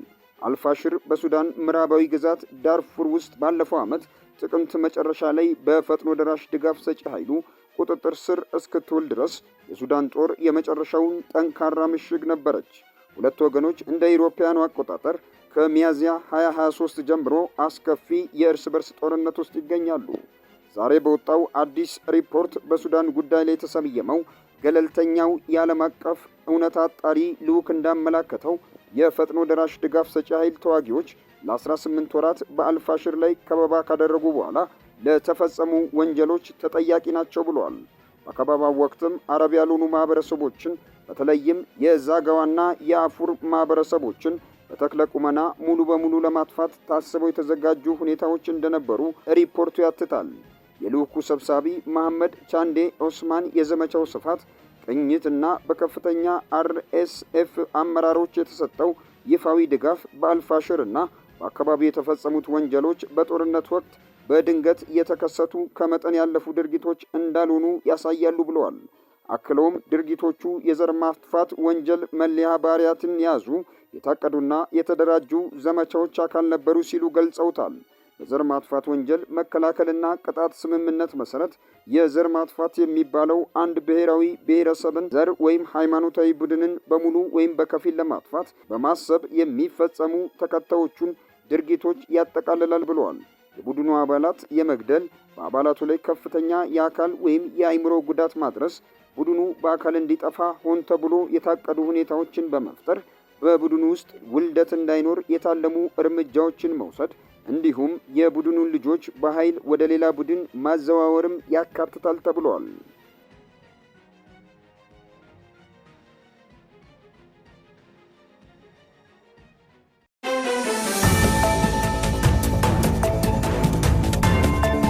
በትግራይ ህዝቡ በጦርነት ስጋት አካባቢውን ለቆ እየወጣ ነው። ህወሓት ጦርነቱን የሚጀምር ከሆነ በአጭር ጊዜ ውስጥ ይጠናቀቃል ሲሉ ጀነራል ጻድቃን ገብረትንሳኤ ተናገሩ። በአማራ ክልል ደቡብ ወሎ ዞን ከመንግስት የጸጥታ አካል በተተኮሰ ከባድ መሳሪያ እናቶችና ሽማግሌዎችን ጨምሮ ቁጥራቸው በውል ያልታወቁ ንጹሃን ሰዎች መገደላቸውን ኢሰመጉ አስታወቀ። የልዩ ዘማቾች እዝ 65ኛ ዓመት በዓል ሰራዊቱ ለላቀ አርበኝነት ራሱን የሚያዘጋጅበት ነው ሲሉ የኢፌድሪ ጦር ኃይሎች ጠቅላይ ኢታማዦር ሹም ፊልድ ማርሻል ብርሃኑ ጁላ ተናገሩ። ሰላም የዱካ ኒውስ ቤተሰቦች የከበረ ሰላምታችን በያላችሁበት ይድረስ እያልን ቻናላችንን ሰብስክራይብ፣ ላይክ እያደረጋችሁ አብራችሁን እንድትዘልቁ በትህትና ጋበዝን።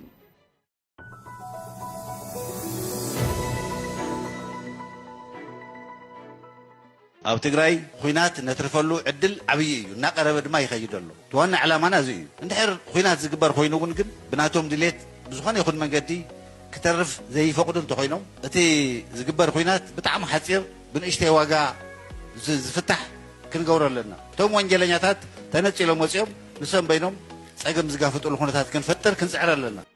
በትግራይ ህዝቡ በጦርነት ስጋት አካባቢውን ለቆ እየወጣ ነው።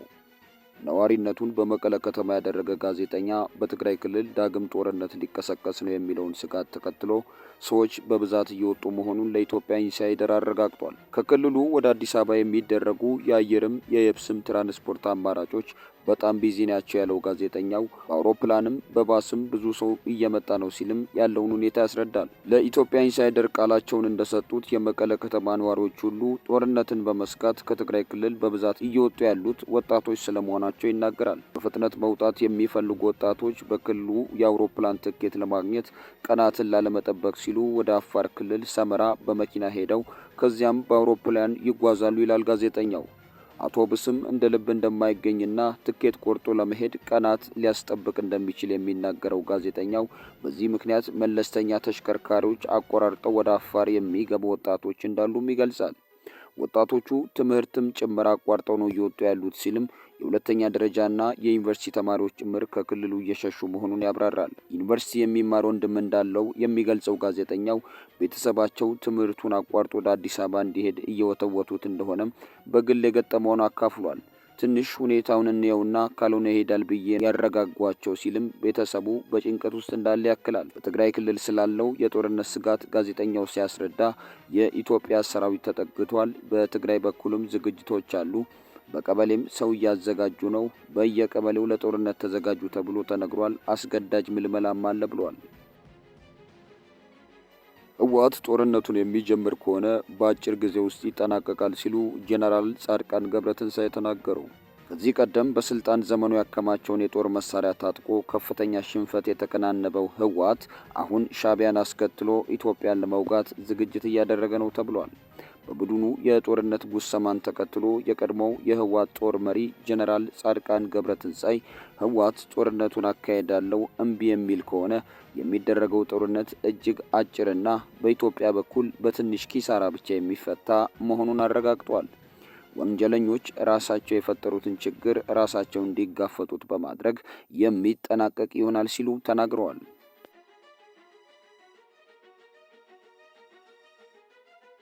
በአማራ ክልል ደቡብ ወሎ ዞን ከመንግስት የጸጥታ አካላት በተተኮሰ ከባድ መሳሪያ እናቶችና ሽማግሌዎችን ጨምሮ ቁጥራቸው በውል ያልታወቁ ንጹሃን ሰዎች መገደላቸውን ኢሰመጉ አስታወቀ።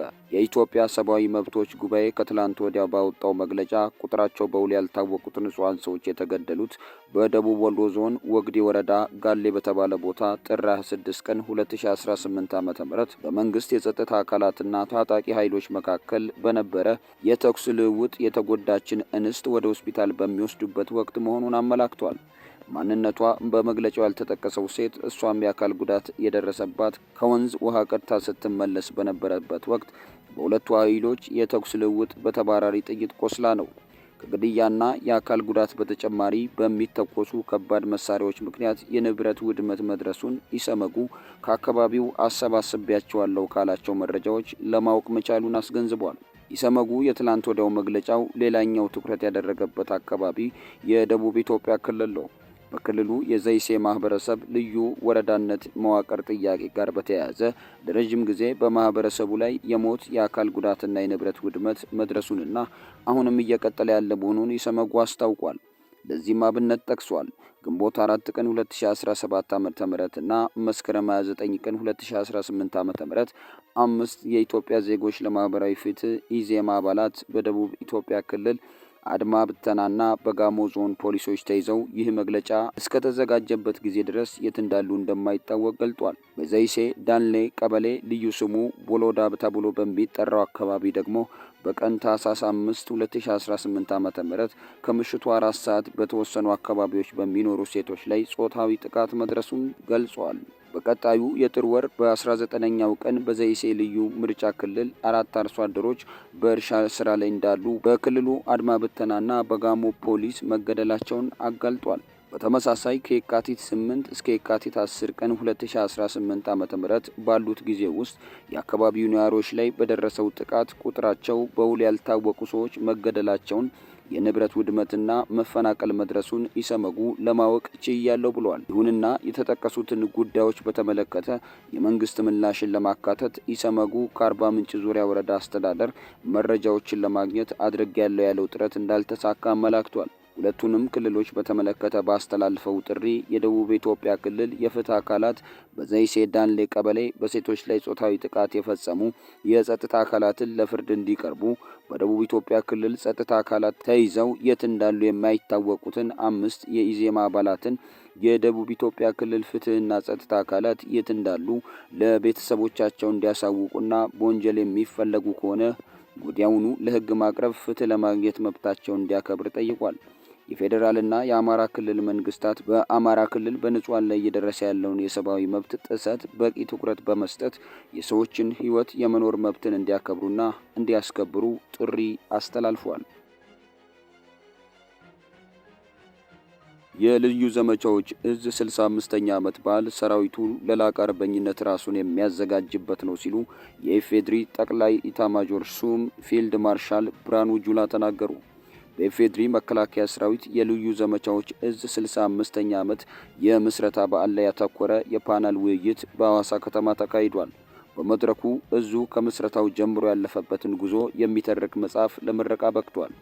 በስነ ስርዓቱ ላይ የተገኙት የኢፌድሪ የጦር ኃይሎች ጠቅላይ ኤታማዦር ሹም ፊልድ ማርሻል ብርሃኑ ጁላ ኢትዮጵያ በጀግኖች ልጆቿ ተጋድሎ ጸንታ ትኖራለች ብለዋል። በተያያዘ ዜና ደግሞ ኢትዮጵያና ኤርትራ ወታደሮቻቸውንና ጦር መሳሪያዎቻቸውን በትግራይ አካባቢ እያከማቹ መሆኑን ከቀጠናው ዲፕሎማቶች መስማቱን ጠቅሶ ብሉምበርግ ዘግቧል። የኢትዮጵያ ወታደሮችና ጦር መሳሪያዎች በባህር ዳር በኩል ወደ ሰሜን አቅጣጫ መጓዛቸውን ምንጮች እንደነገሩት የዜና ምንጩ ጠቅሷል። የኤርትራ ወታደሮችም ወደ ትግራይ የተለያዩ ቦታዎች ዘልቀው መግባታቸውን መረዳቱን የዜና ምንጩ አመላክቷል። የኤርትራ መንግስት ቃል አቀባይ የማነ ገብረ መስቀል ኢትዮጵያ ራሷ የምትቆጣጠረው የባህር በር ለማግኘት የምታደርገው ጥረት ዓለም አቀፍ ድጋፍ የለውም በማለት ነግረውኛል ሲልም ብሉምበርግ በዚህ ዘገባው ላይ ጠቅሷል።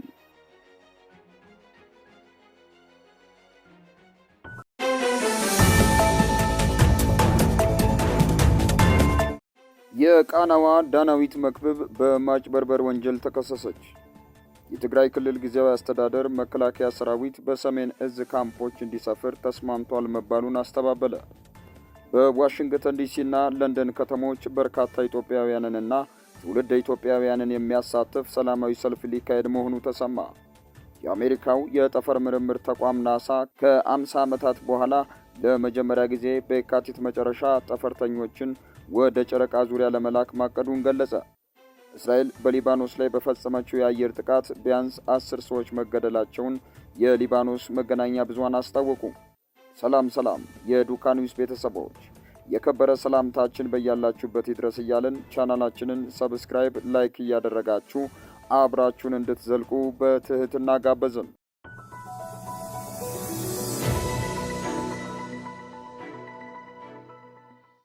የቃናዋ ጋዜጠኛ ዳናዊት መክብብና የሥራ ባልደረቦቿ በማጭበርበር ክስ ፍርድ ቤት ቀረቡ።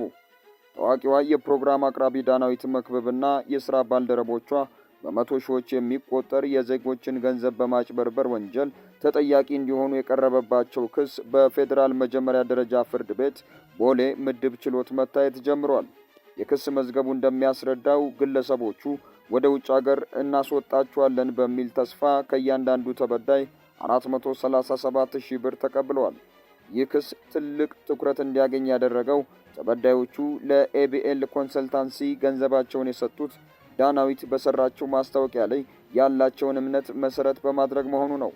እሱ በማስታወቂያ አዋጅ ላይ የተደነገገውን ማስታወቂያ አስነጋሪው የመረጃውን ትክክለኛነት የማረጋገጥ ግዴታ አለበት የሚለውን ሕግ ዋቢ በማድረግ ዳናዊትም ሆነ ድርጅቱ ለደረሰው ጉዳት በአንድነትና በነጠላ ተጠያቂ መሆን እንዳለባቸው ያሳስባል።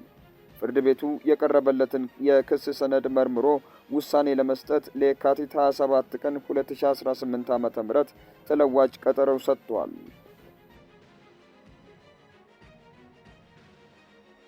የትግራይ ክልል ጊዜያዊ አስተዳደር መከላከያ ሰራዊት በሰሜን እዝ ካምፖች እንዲሰፍር ተስማምቷል መባሉን አስተባበለ።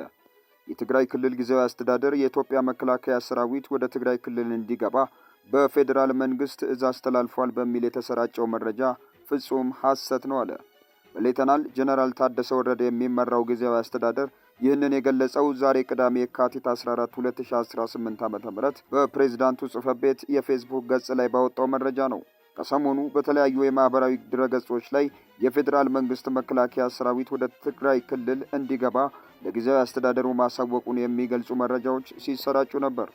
በትላንትናው ዕለት ደግሞ መከላከያ ሰራዊት በክልሉ በሚገኙ ካምፖች ውስጥ እንዲሰፍር መግባባት ላይ መደረሱን የሚጠቅስ ሌላ ልጥፍ ተሰራጭቷል። ጊዜያዊ አስተዳደሩ ዛሬ ባወጣው መግለጫ እነዚህን ሁለት ጉዳዮች አስተባብሏል። የፌዴራል መንግስት የኢትዮጵያ መከላከያ ሰራዊት ወደ ትግራይ እንዲገባ ትዕዛዝ እንዳስተላለፈ መረጃ እየተሰራጨ እንደሆነ መግለጫው ጠቅሷል። የትግራይ ጊዜያዊ አስተዳደር ደግሞ በቀድሞ የሰሜን እዝ ካምፖች እንዲሰፍር እንደተስማማ ተደርጎ በተለያዩ መንገዶች እየተሰራጨ ነው ብሏል።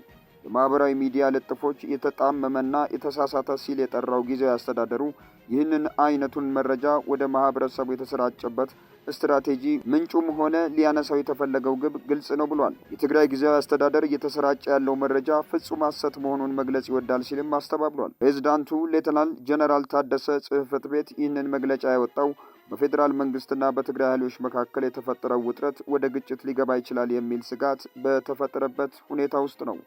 ጥር ላይ የፌዴራልና የትግራይ ኃይሎች ክልሉን ከአማራ እንዲሁም አፋር ክልሎች ጋር በሚያዋስኑ ስፍራዎች ግጭት ውስጥ ገብተው ነበር። በዚያን ሰሞን አንድ ሰው የተገደለባቸው የድሮን ጥቃቶች በተለያዩ የትግራይ ክልል ከተሞች እንደተፈጸሙ ተገልጿል። እነዚህን ጥቃቶች በተመለከተ እስካሁን ድረስ በፌዴራል መንግስት በኩል የተሰጠ ይፋዊ አስተያየት የለም። በዋሽንግተን ዲሲና ለንደን ከተሞች በርካታ ኢትዮጵያውያንንና ትውልደ ኢትዮጵያውያንን የሚያሳትፍ ሰላማዊ ሰልፍ ሊካሄድ መሆኑ ተሰማ። የአብሮነት ኢትዮጵያ በሚል ስያሜ የተሰባሰበው ላለፉት ጥቂት ወራት በዋናነት በማህበራዊ ሚዲያ አማካኝነት በሀገራዊ ጉዳዮች ላይ ውይይት ሲያደርጉ የቆዩት አካላት በቅርቡ በዋሽንግተን ዲሲና በለንደን ከተሞች በርካታ ኢትዮጵያውያንንና ትውልደ ኢትዮጵያውያንን የሚያሳትፍ ሰላማዊ ሰልፍ ሊካሄድ መሆኑ ታውቋል። ሰልፉን የሚያስተባብረው የትዕይንተ ህዝብ አዘጋጅ ግብረ ኃይል የቴክኒክ ኮሚቴ ዛሬ ለሚዲያችን የላከው መረጃ እንደሚጠቁመው አንድ የበይነ መረብ ትዕይንተ ህዝብና ሁለት ሰላማዊ ሰልፎች በዲሲና በለንደን ከተማ በሚቀጥሉት 2 ወራት ለማካሄድ እቅድ ይዟል። በአሁኑ ወቅት አገራችን ኢትዮጵያ በቅርብ ዘመን ታሪኳ አይታው በማታውቀው መጠን እጅግ አሳሳቢ በሆነ የህልውና አደጋ ላይ ነች። ላለፉት 7 ዓመታት በአገራችን በተካሄደው ህዝብ ጨራሽ የእርስ በርስ ጦርነት ምክንያት በሚሊዮን የሚገመቱ ዜጎች ማለቃቸው፣ በቢሊዮን የሚገመት ሀብትና ንብረት መውደሙ አልበቃ ብሎ አሁንም እንደገና ወደ ሌላ ከፍተኛና ቀጠናዊ ጦርነት ውስጥ ልንገባ ተቃርበናል ያለው ኮሚቴው ይህ አፍጥጦ እየመጣ ያለው አደጋ ያለ ተጨባጭና ፈጣን የትግል እርምጃ በቀላሉ ሊቀለበስ አይችልም ብሏል። አክሎም በህግ ማስከበርና በባህር በር ጥያቄ ሰበብ እየተጎሰመ ያለው ጦርነት ከፈነዳ ሀገራችን መንግስት የለሽ ወደ ሆነ ሁለንተናዊ ቀውስ መግባቷ የአፍሪካ ቀንድም የቅርብና የሩቅ የውጭ መንግስታት የውክልና ጦርነት አውድማ በመሆን መቋጫ ወደ ሌለው ትርምስ እንደሚገባ ጥርጥር የለውም ብሏል። ይህንን እውነታ የተገነዘብን ኢትዮጵያውያን ወደ ተጨባጭ የህዝባዊ እምቢተኝነት ትግል ለመግባትና እየመጣ ያለውን አደጋ ለመቀልበስ የሚያስችል የሐሳብ ዝግጅት ላለፉት 3 ወራት ስናካሄድ ቆይተናል በማለት አስታውሷል። አሁን ላይ የሐሳብ ዝግጅቱ ተጠናቆ ወደ ተግባራዊ እንቅስቃሴ ለመግባት የሚሰራ አንድ ግብረ ኃይል መቋቋሙ የተናገረው ሲሆን ግብረ ኃይሉ ከተለያዩ ተቋማትና ታዋቂ ግለሰቦች የተውጣጡ 25 የምክር ቤት አባላትና 7 የቴክኒክ ኮሚቴ አባላት እንዳሉት ይፋ ሆኗል። የአብሮነት ኢትዮጵያ ዋና መስራች አቶ ልደቱ አያሌው ሁሉን አቀፍ በሆነ አግባብ ኢትዮጵያን እንዲመስልና ሰፊ ማህበራዊ መሰረት እንዲኖረው ተደርጎ የተቋቋመ ግብረ ኃይል ነው ያለው ኮሚቴው በቀዳሚነትም ሊካሄድ የታሰበው የበይነ መረብ ትዕይንተ ህዝብ በዩቲዩብ ከ1 ሚሊዮን በሳተላይት ቴሌቪዥን ከ10 ሚሊዮን ያላነሰ ህዝብ በቀጥታ ስርጭት እንዲከታተለው ታቅዶ የሚካሄድ ነው ተብሏል። በቀጣይ በዋሽንግተን ዲሲና በለንደን የሚካሄዱት ሰላማዊ ሰልፎችም ኢትዮጵያውያን ከብዙ ዓመታት በኋላ ለመጀመሪያ ጊዜ በብሔር በሃይማኖትና በፖለቲካ ርዕዮተ ዓለም ሳይለያዩ በብዙ ሺዎች የሚቆጠሩ መጠን በገፍና በጋራ ወጥተው የሚሳተፉባቸው በአይነታቸውም ልዩ እና ታሪካዊ ሰልፎች እንዲሆኑ ታቅዶ እየተሰራ ነው ብሏል። የትዕይንተ ህዝቦቹም ዓላማ በኢትዮጵያውያን መካከል አዲስ የመተማመን ለጋራ ችግር በጋራ የመቆምና በጋራ የመታገልን የተነሳሽነት ስሜትና ተስፋ እንዲያጠናክር ማድረግ እንዲሁም የውጭ መንግስታትና ዓለም አቀፍ ተቋማት የወቅቱን የኢትዮጵያ ሁኔታ በአግባቡ እንዲገነዘቡ ያደርጋል ተብሎ እቅድ መያዙን ሚዲያችን ሰምቷል። በመጪው ማክሰኞ የካቲት 17 ቀን 2018 ዓ.ም ዋሽንግተን ዲሲ ከ10 ሰዓት ኤኤም ጀምሮ የግብረ ኃይሉ ተወካዮች ትዕይንተ ህዝቦቹ መቼና እንዴት ሊካሄድ እንደታሰበ ለመገናኛ ብዙሃን ዝርዝር ጋዜጣዊ መግለጫ እንደሚሰጡም ይጠበቃል።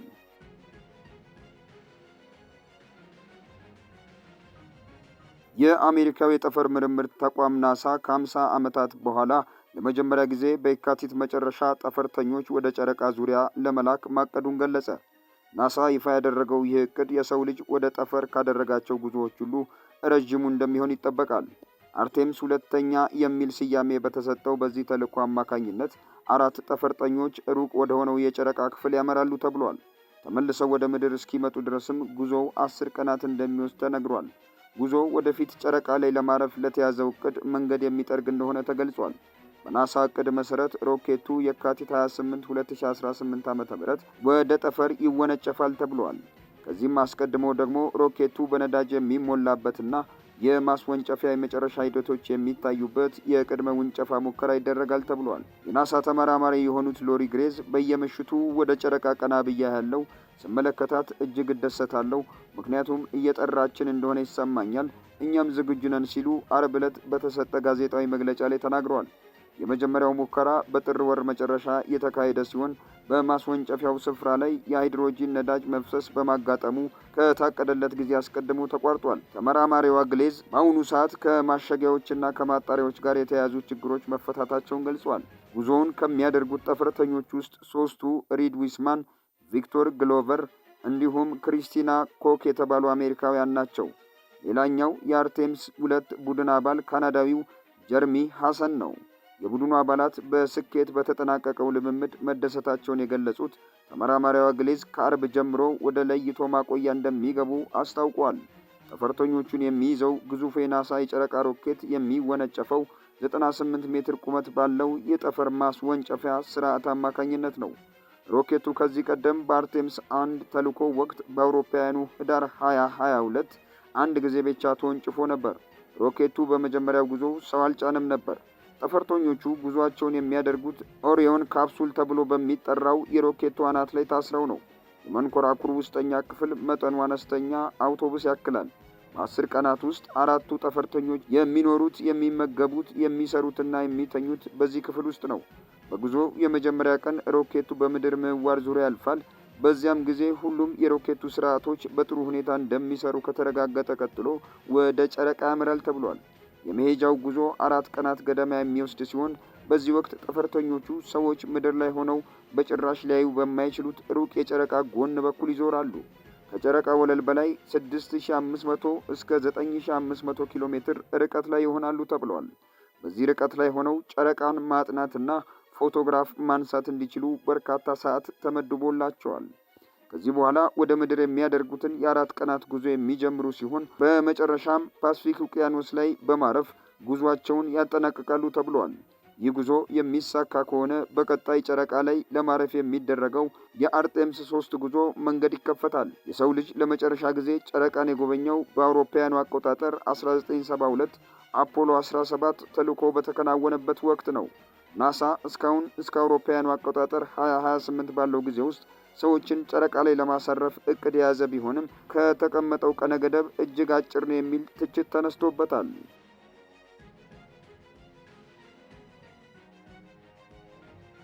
በመጨረሻም እስራኤል በሊባኖስ ላይ በፈጸመችው የአየር ጥቃት ቢያንስ 10 ሰዎች መገደላቸውን የሊባኖስ መገናኛ ብዙሃን አስታወቁ። ከተገደሉት መካከል ከፍተኛ የሂዝቦላ አመራር እንደሚገኙበትም ተገልጿል። የእስራኤል መከላከያ እንዳለው ኢላማ ያደረገው በባካ ቫሊ የሚገኙ የሂዝቦላ መቀመጫዎችን ነው። ሂዝቦላ በእስራኤልና በሊባኖስ መካከል የተደረሰውን መግባባት እያፈረሰ ነው ሲልም ከሷል። በአውሮፓውያኑ አቆጣጠር 2024 በእስራኤልና ሂዝቦላ መካከል የተቀሰቀሰውን ጦርነት የሚያስቆም የተኩስ አቁም ከተፈረመ ወዲህ የደረሰ የከፋ ጥቃት ነው። እስራኤል በደቡብ ሊባኖስ የሚገኝ የፍልስጤማውያንን ስደተኞች መጠለያ ላይ ጥቃት ካደረሰች ከሰዓታት በኋላ በባካ አካባቢ የአየር ጥቃት ፈጽማለች። የእስራኤል መከላከያ በኤክስ ገጹ ላይ በአይን አል ኤልዌይ አካባቢ አሸባሪዎች የሚንቀሳቀሱበትን የሐማስን ወታደራዊ እዝ መተናል ብሏል። ከወደብ ከተማዋ ሲዶን ወጣ ብሎ በሚገኘውና በርካታ ሰዎች በሚኖሩበት የስደተኛ መጠለያ ካምፕ ላይ በደረሰው ጥቃት 2 ሰዎች ሞተዋል። በእስራኤልና በሂዝቦላ መካከል ለ13 ወራት የዘለቀው ወታደራዊ ግጭት ያስቆመው የተኩስ አቁም ስምምነት ከተፈረመ በኋላ እስራኤል በሊባኖስ ላይ በየዕለቱ በሚባል ደረጃ ጥቃት ስትፈጽም ቆይታለች። አሜሪካና ፈረንሳይ በአሸማጋይነት የተኩስ አቁም ስምምነት ላይ እንዲደረስ ማድረጋቸው ይታወሳል። በተኩስ አቁም ስምምነቱ የመጀመሪያ ምዕራፍ የእስራኤልና የሂዝቦላ ወታደሮች ከደቡብ ሊባኖስ ለቀው መውጣት ነበረባቸው። በአውሮፓውያኑ አቆጣጠር 2020 ታህሳስ ላይ እስራኤልና ሊባኖስ ሰብአዊ የልዑካን ቡድን ወደ ድንበር ከተማዋ ናቁራ ቢልኩም ጥቃቱ እንደቀጠለ ነው። እስራኤልና ሊባኖስ የላኩት ሰብአዊ የልዑካን ቡድን በሁለቱ ወገኖች በኩል የተደረገ የመጀመሪያ ቀጥተኛ ውይይት አካል እንደሆነ ተገልጿል። ውይይቱን ተከትሎ የእስራኤል ጠቅላይ ሚኒስትር ቤንያሚን ኔታንያሁ ጽሕፈት ቤት ባወጣው መግለጫ መሰረት ውይይቱ በጥሩ መንፈስ እየተከናወነ ነው ብሏል። በተጨማሪም በእስራኤልና በሊባኖስ መካከል የላቀ የምጣኔ ሀብት ትብብር ለመዘርጋት ስምምነት ላይ ተደርሷል ብሏል። የእስራኤል ጠቅላይ ሚኒስትር ጽሕፈት ቤት ባወጣው መግለጫ የምጣኔ ሀብት ስምምነት ቢደረግም እንኳን ሄዝቦላ ትጥቅ መፍታት እንዳለበት የእስራኤል ልዑካን በግልጽ ተናግረዋል ብሏል። የሊባኖስ ጠቅላይ ሚኒስትር ናዋፍ ሳላም በበኩላቸው ሀገራቸው ከእስራኤል ጋር ጤናማ ዲፕሎማሲያዊ ትስስር ከመፍጠር ርቃ እንደምትገኝ ገልጸዋል። የሁለቱ ሀገራት ልዑካን ቀጥተኛ ንግግር ትኩረት የነበረው ውጥረት ማርገብ መሆኑን ጠቅላይ ሚኒስትሩ አስታውቋል።